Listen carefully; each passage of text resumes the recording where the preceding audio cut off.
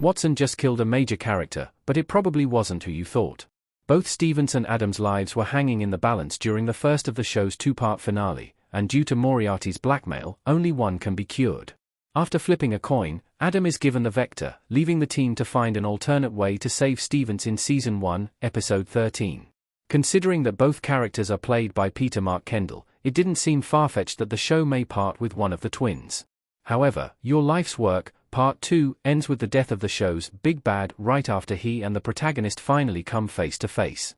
With the help of Ingrid, Watson infects Moriarty with a genetically engineered disease that only he can treat. The doctor forces him to cure Stevens, but rather than fulfill his end of the bargain, he watches Moriarty succumb to the illness.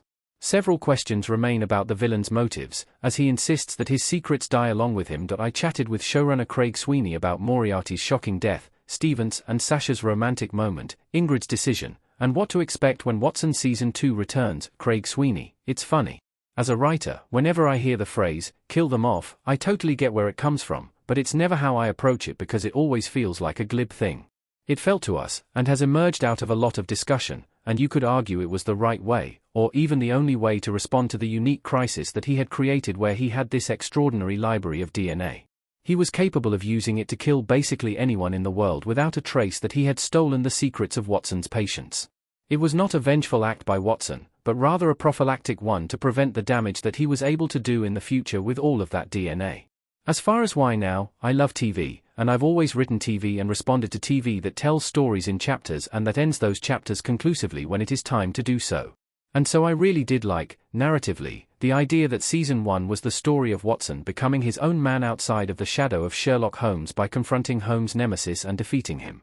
That made sense to me as a way to firmly establish that Watson deserved the spotlight." Craig Sweeney: "When you have a show called Watson, right, the question of, well, why should we follow that guy, hangs over it. One way is you cast Morris Chestnut, but the idea that he would earn his worth, and this is from the character's point of view, he comes into his own confidence by defeating the nemesis that had bedeviled him and Sherlock." Craig Sweeney: "The open questions about Moriarty remain open and of interest to us narratively. We're not setting out to craft a season that only looks back, but the overarching storyline that we do plan for Season 2 will accommodate some further illumination of who that guy was." Craig Sweeney: "That's a great question. Yes, there was. That's another example of discovering what you like about your show as you go and writing to that. Obviously, the idea of one performer playing twins has been done before, but one of the things that this show is attempting to innovate is doing that on a week-to-week basis on a network procedural. And Peter Kendall has done such a good job with those roles that many audience members don't even realize that's the same person. The open question for us was, would that strain our resources so much that we wanted to only have one of those characters going forward?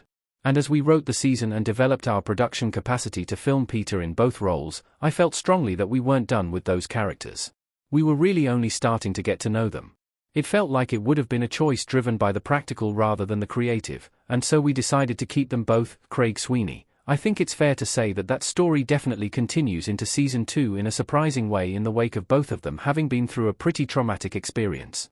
There's a bond there that they are both surprised by and both really lean into." Craig Sweeney: "Yes.